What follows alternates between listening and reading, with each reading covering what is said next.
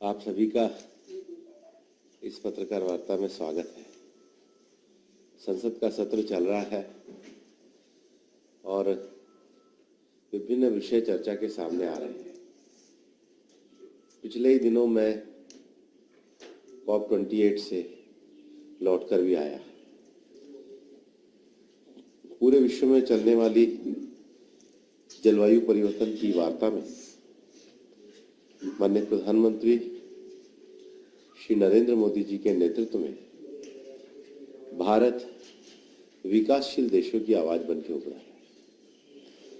इसका अंदाजा इस बात से भी लगाया जा सकता है कि G20 के इस कार्यक्रम के दौरान जो दिल्ली डिक्लेरेशन हुआ उसमें भारत के नेतृत्व में जो सस्टेनेबल डेवलपमेंट के लिए ग्रीन ग्रोथ की बात रखी गई, आज पूरे विश्व में उसको स्वीकारा गया है।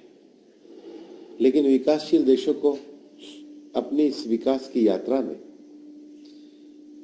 फाइनेंस भी चाहिए, टेक्नोलॉजी ट्रांसफर भी चाहिए, क्योंकि दुनिया में जब तक हम इस टेक्नोलॉजिकल ट्रांसफर को बहुत अच्छे तरीके से नहीं करेंगे तब तक पूरे विश्व के लक्ष्यों को प्राप्त नहीं कर पाएंगे। लेकिन मैं अपने एक लगातार अनुभव के आधार पर कह सकता हूं कि प्रधानमंत्री श्री नरेंद्र मोदी जी के नेतृत्व में भारत ने आज अंतर्राष्ट्रीय स्तर पर अपनी एक सम्मानजनक स्थिति प्राप्त की है। इसको कह सकते हैं इंडियाज राइजिंग स्टेचर ग्लोबली। अब हम केवल विकासशील देश नहीं रहे हैं। भारत आज मिशन चंद्रयान जैसे अभियान को चला करके दुनिया में खोज की, विज्ञान की, इनोवेशन की और कैपेसिटी की अपनी क्षमताओं को प्रदर्शित कर चुका है। कैपेसिटी केवल इस मायने में नहीं है कि हम चंद्रयान पे पहुंचे हैं, हमने सबसे कम पैसों में तकनीक का भी ऐसे इस्तेमाल किया है जो ये बताती है कि भारत कम फाइनेंशियल ताकत में भी चांद पर पहुंच सकता है।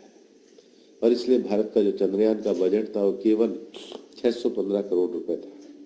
भारत ने दुनिया को सिखाया है कि अगर ये ताकत हो, अगर क्षमता हो, अगर योग्यता हो तो अपने संसाधनों के अंदर भी वैश्विक उपलब्धियों को पाया जा सकता है।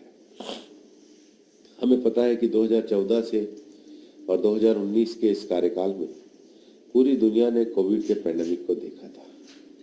लेकिन कोविड के पैंडेमिक में ऐसा लगता था कि दुनिया में जो बड़ी देश जिनकी जनसंख्या ज़्यादा है वो शायद इस महामारी के चपेट में आके अपनी आर्थिक स्थिति से बदहाल हो गए।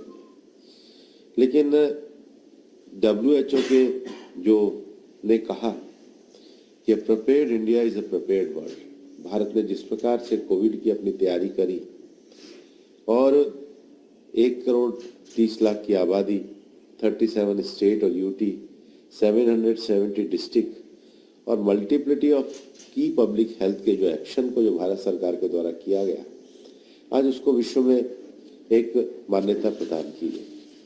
और इसलिए जो आप ये कहेंगे कि भारत की जो वी शेप्ड रिकवरी कोविड के दौरान हुई है, इसको IMF, वर्ल्ड बैंक और दुनिया के अनेकों संगठनों ने पूरी तरीके से स्वीकार किया है।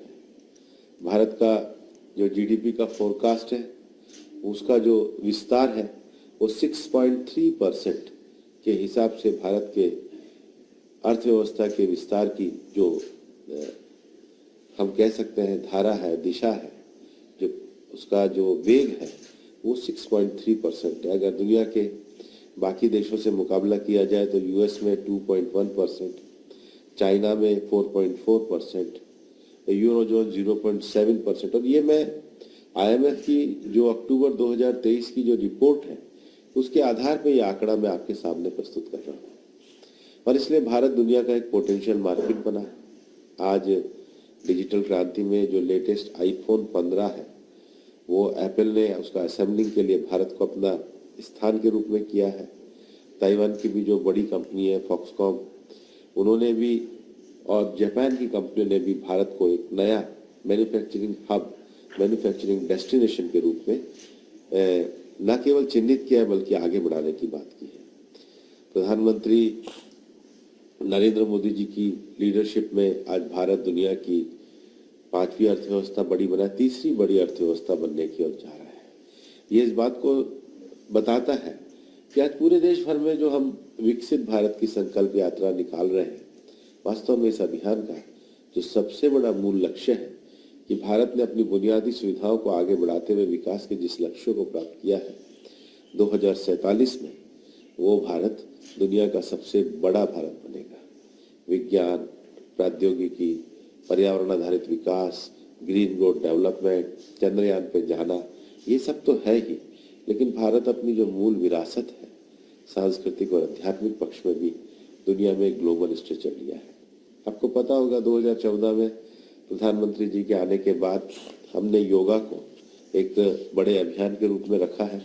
मैं तो आज सारे समाचार पत्रों की सुबह उठ करके जो फोटो देख रहा था, जो सर्ववेद मंदिर बना है, ये इस बात को दर्शाता है कि हम अपने योग, ज्ञान, विज्ञान, दर्शन, कल्चरल इन्फ्लुएंस के द्वारा दुनिया में एक सॉफ्ट पावर के रूप में हम परिणित हो रहे हैं।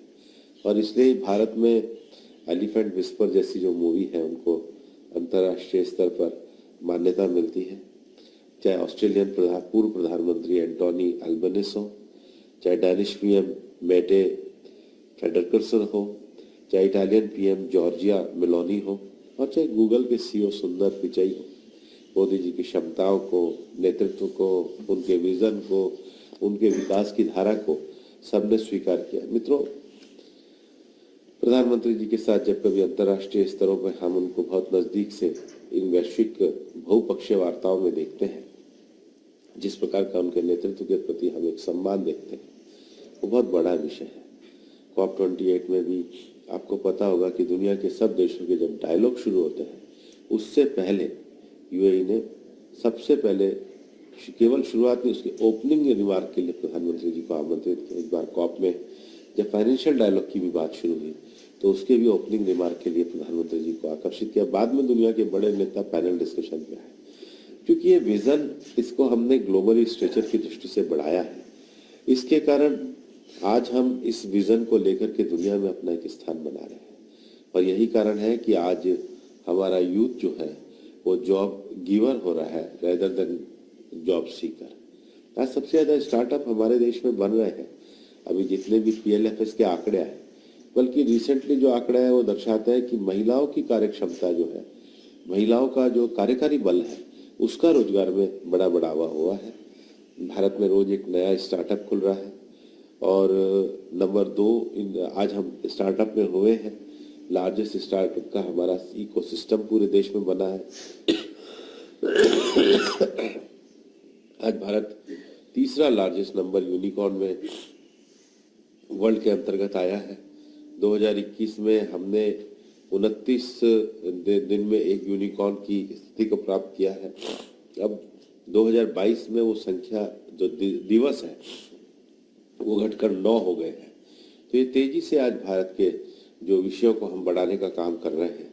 फिर क्लाइमेट एक्शन में मैंने आपको बताया है कि हमने दुनिया में क्लाइमेट एक्शन के लिए क्लाइमेट एक्शन ओरिएंटेड प्रोग्राम दिए हैं।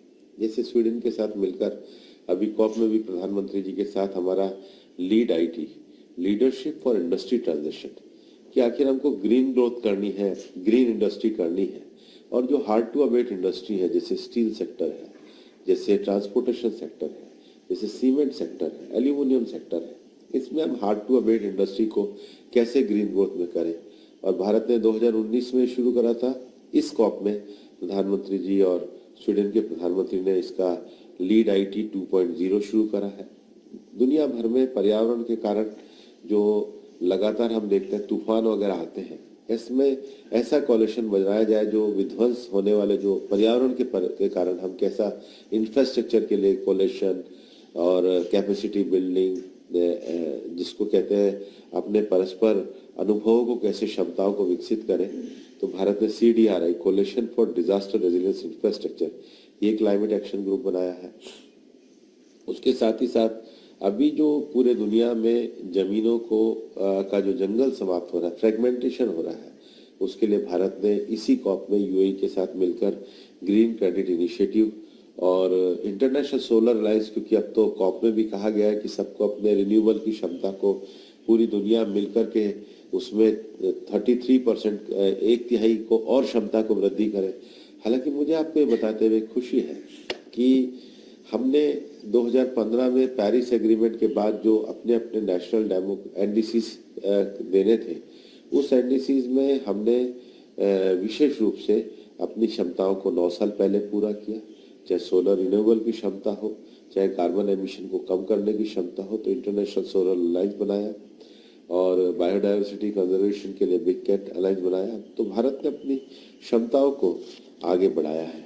और इसलिए जब मैं आपको ये कह रहा हूँ कि भारत ने अंतर्राष्ट्रीय स्तर पर अपने स्टेचर को बढ़ाया है, तो आपको ये ध्यान में आएगा कि हम एक जेनेरिक मेडिसिन में लीडिंग प्रोड्यूसर बने हैं। हमने नई टेक्नोलॉजी हेल्थ केयर के सिस्टम को खड़ा किया है। हमने कंट्रीज में अपनी क्षमताओं को बढ़ाया है और इसलिए भारत की जो ग्रोथ स्टोरी है वो लगातार बढ़ रही है, लगातार शाइन हो रही है। और इसको अगर कुछ आंकड़ों के साथ अगर आप देखें तो आपको ध्यान में आएगा कि ये क्षमताएं कैसे बढ़ेंगी। केवल कुछ आंकड़े लास्ट में मैं आपके सामने बोलना चाहूँगा कि हमने जो रिफॉर्म, परफॉर्म और ट्रांसफॉर्म इस दृष्टि से जो विषय को बढ़ाया, हमारे आज देश में 11 इंडस्ट्रियल कॉरिडोर बने हैं। भारत ने अनेक विकसित देशों के साथ व्यापारिक क्षमताओं के लिए अपने एफटीए बढ़ाए हैं। उसके साथ ही साथ अगर आप देखेंगे तो अनेक दुनिया भर के जो ग्रुप हैं वो ये बता रहे हैं कि भारत ने अपने डिजिटाइजेशन प्रोसेस में गवर्नेंस के प्रोसेस को 100% करा है। आज हमारी जो आईटी इंडस्ट्री है वो $227 बिलियन की, ये हमारी आईटी इंडस्ट्री की क्षमता है। डेटा पॉलिसी में हम आगे बढ़े हैं, वर्ल्ड लीडर के रूप में क्लाइमेट इनिशिएटिव प्रोग्राम में हम आगे बढ़े हैं और हम इन सब विषयों के लिए जो आगे बढ़े हैं उसमें भारत की जनता का बड़ा योगदान है, प्रधानमंत्री जी के नेतृत्व का योगदान है। और अगर किसी को कोई प्रश्न पूछना है मेरा एक सवाल है।